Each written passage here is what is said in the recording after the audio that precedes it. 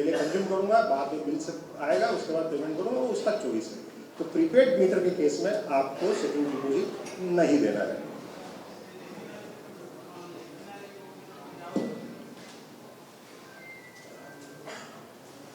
तो जैसे मैंने आपको बताया कि एक हमारे यहाँ भारत में एक्ट है, इसको बोलते हैं इलेक्ट्रिसिटी एक्ट 2003।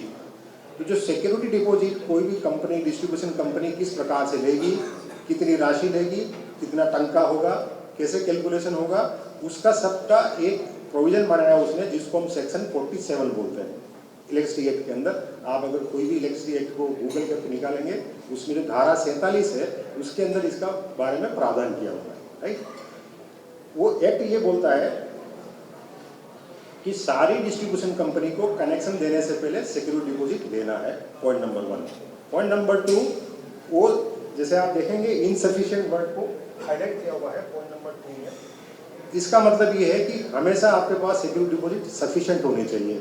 कनेक्शन के टाइम पे आपने एक सिक्योरिटी डिपॉजिट ले ली, अब जब आपको सफिशिएंसी को मेजर करना है तो उसके लिए एक मैकेनिज्म हर रेगुलेटर ने पूरे इंडिया में डेवलप किया कि साल में एक बार जाकर के आप पिछले 12 महीने के कंजम्पशन के हिसाब से उसको आप रिव्यू करिए, जो रिव्यू टीपी डिस्कॉम भी कर रहा है उसके अंदर। आगे एक्ट में ये भी प्रावधान है कि अगर आप कंज्यूमर को डिमांड भेजेंगे तो उसको कितना टाइम देंगे, अगर कंज्यूमर आप उसको वो पैसा नहीं देता तो उसके लिए उसका क्या ट्रीटमेंट होगा, वो भी इस एक्ट के अंदर लिखा हुआ है।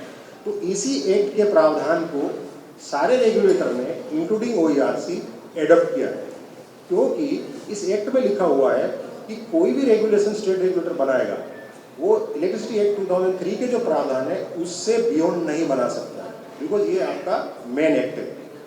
और इसी एक्ट के अंदर विभिन्न धाराओं के अंदर ये प्रावधान किया हुआ है कि स्टेट रेगुलेटर जो भी रेगुलेशंस बनाएगा वो किस प्रकार से बनाएगा।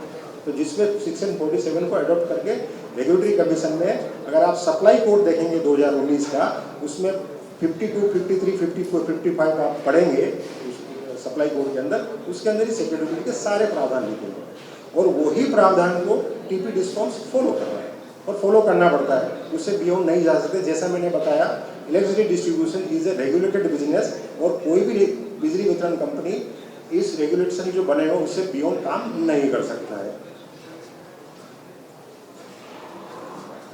अभी मैं आपको कुछ राज्यों के अंदर, कुछ राज्य हैं जिसमें हमने भारत के विभिन्न राज्य हैं जो हमने ईस्ट, वेस्ट, नॉर्थ, साउथ और उड़ीसा के जो नेबरिंग स्टेट है उन सब के रेगुलेशन सप्लाई कोड के इस सिक्योरिटी डिपॉजिट के बारे में क्या बोलते हैं वो हमने कुछ कंपाइलेशन किया है। जैसे पहला आ रहा अपना आंध्र प्रदेश, उड़ीसा से लगा हुआ आंध्र प्रदेश है, ठीक है। जो रेगुलेशंस आंध्र प्रदेश में बने हुए हैं सेम रेगुलेशंस उड़ीसा के अंदर भी बने हुए हैं, सिर्फ एक फर्क है। वो क्या है, उड़ीसा रेगुलेशंस बोलता है कि अगर आप सिक्योरिटी डिपॉजिट जो एडिशनल सिक्योरिटी डिपॉजिट का डिमांड किया हुआ है उसको अगर टाइम पे नहीं करेगा